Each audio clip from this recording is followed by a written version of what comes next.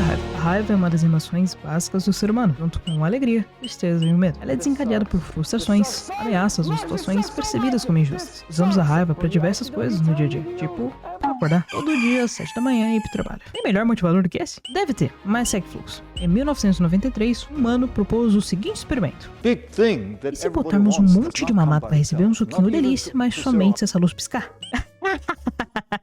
Tá falando sério mesmo? E ele tava falando sério. O resultado? Os mamacos tinham um pico de dopamina maior antes de receber o suquinho. Ou seja, os mamacos ficavam mais felizes quando a luz acendia do que quando eles recebiam de fato o suquinho. E aí entra Hollow Knight. Hollow Knight é um jogo de ação e aventura em estilo Metroidvania 2D que se basa em Hollow Nest, um antigo reino fictício. Mentira. Brincadeira. Esse é um resumo aleatório que eu achei na internet. Se você clicou, você já sabe que é Hollow Knight, então eu não preciso explicar. Por aí, resumindo, é um jogo lindo, profundo, nostálgico e absolutamente desgraçado. Hollow Knight te transforma em um mamaquinho atrás de suco, só que esse suco só vem depois de muita raiva. Você morre, você xinga, você chora, você implora, pelo amor de Deus. Mas você tenta outra vez. E morre. E apanha. E morre de novo. E aí tenta outra vez. Isso tem nome, e é skill issue. Segura aí, fanboyzinho. Eu vou te mostrar por que Hollow Knight é um jogo sadista que te faz sofrer. E ama cada segundo disso. Então vamos destrinchar o jogo parte por parte. Mas antes, deixa eu te explicar o que propõe esse vídeo. É uma reclamação sobre jogos difíceis. Ou do que Hollow Knight tem em si, mas sem mostrar a diferença entre dificuldade orgânica e dificuldade artificial. A proposta do jogo ser difícil não tem problema, mas existe um abismo de diferença entre aquilo que é objetivamente difícil e aquilo que é chato, extremamente frustrante por mínimos detalhes. Quando a dificuldade passa de um desafio e se torna frustrante, só um processo chato para ser concluído. Essa é a grande questão. O que é o Metroidvania? A era do ouro dos consoles foi de 1980 até 1990. A rivalidade entre a Sega e a Nintendo só começando com a criação dos consoles clássicos dessa época, o Super Nintendo e o Mega Drive. Naquela época, jogos desafiadores eram a norma, até porque a maioria deles, a campanha principal não durava mais que algumas horas, às vezes uma hora só, sendo a dificuldade um limitador físico não só para tornar a experiência memorável, como mais longa também. Todo mundo lembra aquele jogo difícil da infância que te fez passar raiva durante a madrugada, e nem a ameaça da sua mãe te fazia parar de jogar. Até hoje eu tenho um pesadelo com aquela fase de Ratatouille. O termo Metroidvania foi criado a partir de dois jogos muito famosos na época, Metroid, de 1986, e Castlevania Symphony of the Night, de 97, que popularizou a mecânica usada em Metroid com o próprio design. Metroidvania se refere a jogos que têm uma exploração não linear, combinando o ganho de habilidades nessa exploração que te permite um progresso não linear. Inclusive, isso se chama backtracking, o ato de revisitar áreas antigas para acessar áreas novas. É uma volta em torno do mapa que, nesse processo, te rende uma experiência diferente em cada uma dessas áreas. Por que Metroidvania,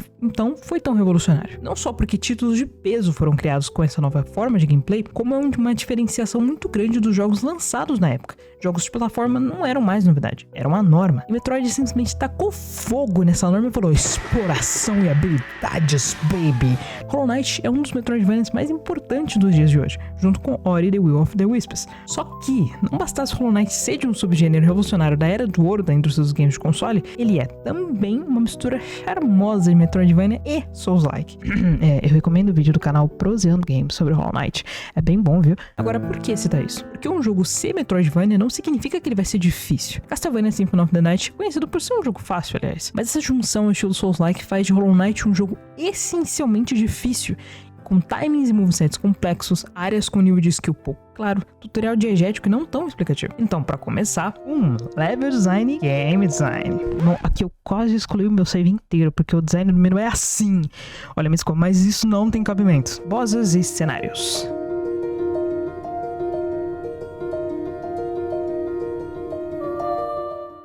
Antes que você, player de caralhadas de horas, venha me encher a porra do saco, não é sobre isso. Depois que tu zera o jogo e pá, você pode sim aprender a matar os bosses e eles simplesmente ficarem ridículos de fáceis. Ou você upar muito ferrão, ou fazer uma build boa. Só que isso é lá pro late game, entendeu? O que eu tô falando aqui é mais do cara que pegou esse jogo pela primeira vez e tá sofrendo pra matar o falso cavaleiro. Muitas lutas em Hollow Knight, o truque é ser paciente. E sei que essa é a menor das preocupações de muitas pessoas que jogam esse tipo de jogo. Sendo paciente, você é recompensado, já que muitos ataques são evitados e, particularmente, você consegue derrotar uma penca de bosses aí sem levar muitos hits, em poucas tentativas. Mas se todos os bosses fossem assim, eu não estaria aqui, né? Não me entenda mal, eu gosto de bosses difíceis.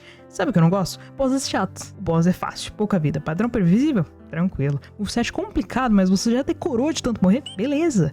Atalho pra chegar mais rápido sempre que morrer? Massa. Mas como o jogo ama torturar, coloca o banco na puta que pariu, na borda do reino, sendo que o boss é uma mosca. Você é obrigado a matar todos os bichos no caminho ou correr o risco de morrer tentando esquivar, perdendo seus 300 muito suados e juntados contos pra comprar aquele amuleto tosco pra liberar outro encaixe. Isso é difícil? Não, é desafiador. Isso é frustrante, pô. O boss pode ser difícil, mas se a dificuldade se resume em quantidade, distância, tempo, não é desafio. É chatice. E eu tô falando com você, Clockworm. Existe uma diferença entre dificuldade orgânica e artificial, como eu falei. Ou você vai me dizer que chegar até o Gwyn é divertido. Demora 4 minutos só andando. Ainda mais com o inimigo no meio do caminho. O defensor do esterco, você roda o esgoto inteiro até a arena, passando por um bicho voador resistente e aquele verme nojento que se divide em dois.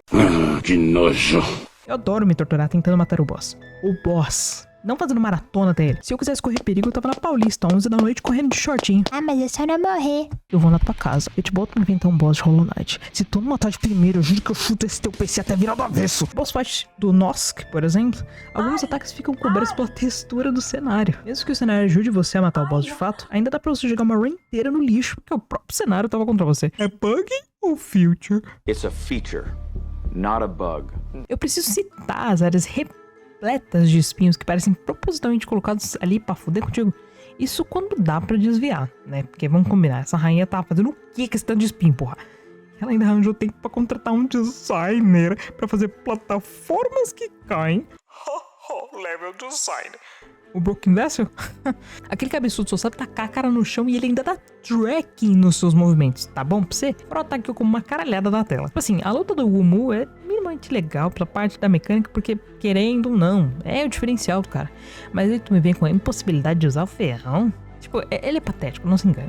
Mas é tão frustrante quanto morder um pastel e vir vento. Uau, como será essa boss fight da quest principal do jogo? Nossa, que divertido. O colecionador também tinha tudo pra ser uma boss fight mais dinâmica, mais braba assim, sabe? Ele até me lembra um pouco as facas negras do Elden Ring, ainda mais porque elas ficam invisíveis, tem que seguir os passos na água, mas o cara só é chato e tem muita vida. Assim, às vezes não é nem que a luta em si é difícil. Muitas vezes é nítido como o jogo quis te frustrar ou irritar pela dificuldade artificial. Os sentinelas, por exemplo, o jogo até ajuda vocês. Se tu quebrar o Lucy da passagem secreta que tem ali em cima no elevador, um deles fica morto permanente. Mas ainda assim, a quantidade é só... Sei lá, caralho, por que tu não faz um boss mais interessante que não apela necessariamente pra... mó galera...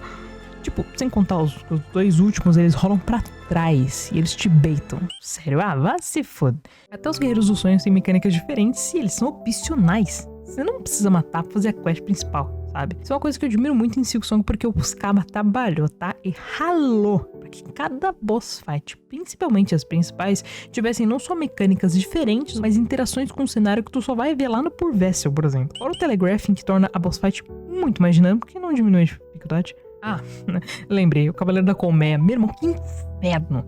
Mano, não é difícil de matar. Ele até tem a mecânica legal das armadilhas, igual a Hornet, mas puta merda, é uma maratona cheia de bicho pra chegar nele. Imagina o papai, coitado, que nem saiu explorando o mapa pra pegar o upgrade do ferrão. Eu tô fazendo 100% e ele é um dos bosses que falta mais puramente por preguiça.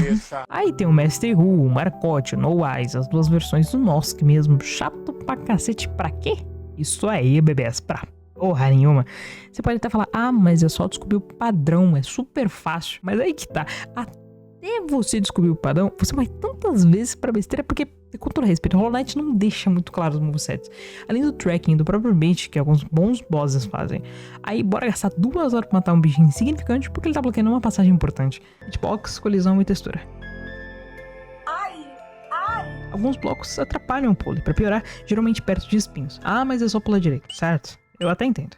Mas o jogo já tem uma mecânica estranha de pulo que eu, particularmente, acho um cu. Ele tem uma aceleração esquisita e, na prática, quase tudo só passa com aquele pulo médio, que parece calculado pra te irritar. Se tu não tá entendendo, irmão, tem que passar o Jardim da Rainha inteirinho só pulando pra tu ver uma coisa. A altura máxima não é suficiente em outras áreas. Ou você pula curto, muito curto, ou pula médio, com um timing super específico, ou pula alto demais e passa reto das plataformas. Mas isso é o diferencial do jogo. Não é sobre isso. Eu reconheço que mesmo sendo um gênero de jogo bem regrado, em que eles são muito parecidos um com o outro, né, Metroidvania, a mecânica só acrescenta muito na experiência. O problema é que não é intuitivo. O uso do pulo é muito variável. Ao mesmo tempo que isso é uma mecânica, o level design poderia corrigir hitbox ou alterar blocos de colisão só pra textura. Assim, regiões recheadas de obstáculos que tiram a vida não seriam tão frustrantes. E é claro que, em vez de balancear isso, o O jogo escolhe a pior solução possível. Deepness. Eu nem vou citar os espinhos que são colocados de maneira propositalmente injusta, com hitbox muito, mas muito safadas. Ou o mapa, que se uma criança desenhasse pra mim, eu entenderia mais do que isso. Eu não entendo o mapa de Hollow Knight. Passagens secretas que são praticamente invisíveis. As passagens secretas são tão secretas que às vezes você quase não enxerga. Eu entendo que seja pra atiçar a curiosidade, mas no fim você descobre por acidente, não por incentivo real do jogo. Em certos cenários, quase não dá pra distinguir parede falsa da parede normal. Em outros, por causa da iluminação, fica claro o rachado. Se todas as paredes fossem levemente mais saturadas, o problema já seria resolvido. Ah, mas aí o jogador não presta atenção. Escuta, animal. O jogador deve ser recompensado pela curiosidade, não pelo acidente. Se eu bato uma parede achando que é secreta e não acontece nada, o jogo frustra. E é bem possível que eu deixe de tentar em outras, porque a distinção não é clara. Ah, mas em Dark Souls não é Metroidvania. Lá, os mapas são áreas delimitadas, mais fáceis de explorar cenário por cenário. Em Hollow Knight isso não acontece. Apesar de revisitar áreas várias vezes, as paredes secretas são poucas e isoladas, feitas para desbloquear na hora, não depois. Tipo, você pode até falar que você descobriu muitas paredes enquanto você joga, que sempre vai ter segredos, mas, tipo assim, se você não quer que aquela parede seja descoberta, então por que você faz ela? Para início de conversa.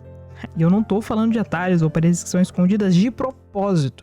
Eu tô falando de paredes que têm indicação de que são quebráveis, mas que não são claras o suficiente. Hollow Knight é o tipo de jogo que você vai zerar 30 vezes e ainda achar parede falsa pra quebrar na 30ª vez. 2. Game design esquisito, vai.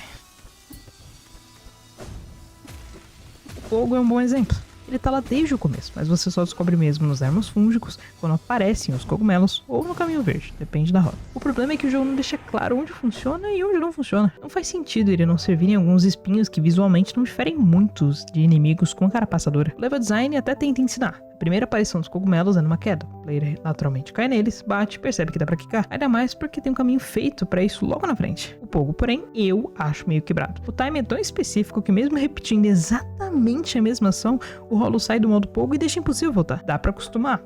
É até por isso que muitas pessoas são muito boas no Pogo. Mas um timing mais claro eu acho que só traria benefícios. Não significa que o jogo precisa facilitar, mas instruções mais claras ou mecânicas mais explícitas ajudariam a evitar frustração e deixariam a experiência mais fluida. Menos chata às vezes, sabe? Enquanto isso, em Silksong, eu acho que as pessoas, se elas pudessem excluir uma coisa do universo, ia ser o Pogo na diagonal da roda. Um bom exemplo é no Caminho Verde. Existe uma bolsa de água tóxica que você não consegue nadar. A aparência já avisa, porque outras águas são inofensivas. Mas ali tem um caminho e você entende que em algum momento vai poder passar. Outro exemplo são as regiões longas. Fica óbvio que precisa de algum item para atravessar. O pulo horizontal, o double jump ou o Pogo mesmo. Aí o level design tem a função de indicar qual item baseado nas pistas do cenário. O level design trabalha junto com o game design para indicar se você pode prosseguir, o que pode achar e como fazer isso. Mas tudo depende da interpretação do jogador. O problema é deixar sempre na percepção do jogador o que fazer, sem pistas claras. Isso inevitavelmente gera frustração. Muitas vezes procurar na internet é mais fácil. E não estraga a experiência, porque descobrir é só o começo do processo de desbloquear novas áreas. Inclusive você pode até falar que é melhor assim do que aquelas mecânicas que muitos jogos usam, que é a tinta amarela. Mas o ponto não é esse. O ponto é que você não pode deixar tão sutil no nível que quase não dá pra entender o que você tem que fazer, entende? Quando não é claro e não parece que é de propósito isso, inclusive. Com tanta sutileza, parece que nem tudo é 100% proposital. Muitas vezes fica a cargo do jogador entender como prosseguir. Eu mesmo atravessei várias regiões usando o coração de cristal, mesmo sabendo que o jogo pedia outro item. Ah, mas você tá falando tanto de game design, level design, quem é você pra reclamar? Na moral, cala a boquinha, pode ser? Pode ser. Além de entusiasta game dev, já tive a minha época de desenvolvedora e também consumidora, falar sobre a minha experiência durante o jogo e ressaltando pontos tá no meu direito. Quando você começa a desenvolver um game, tem um jogo bem inspirado em Hollow Knight, aliás, mas é um projeto bem distante, você passa a notar esses pequenos detalhes que só denotam que foram humanos que tiveram a capacidade de construir algo tão bom. Um jogo em que tanto o level design quanto o game design são feitos com o propósito de incentivar a insistência, o progresso lento e a curiosidade, tem de combustível ela, a raiva. Você vai apanhar pra um mini boss ridículo pra pegar um item pra atravessar outra região. Aí você apanha, e morre, e chora, e grita, e bate a cabeça na parede. Aí ganha. Ufa, você pegou um pedaço de um item. Mas você se sente satisfeito porque você fez palmas, progresso. Ou seja, mesmo que você tenha passado raiva à toa no quesito de exploração de um mapa ou está mais perto de finalizar o jogo, você teve a jornada da recompensa e ela te satisfaz. Pensa que é como se você levantasse às 6 da manhã pra correr. Vai estar mal-humorado, vai se perguntar por que tá fazendo isso, vai voltar pra casa zangado, nunca mais sair pra correr. Agora, se você levantar com o propósito de correr e ter mais disposição ao longo do dia, pode usar a raiva que é levantar da cama para concluir o objetivo.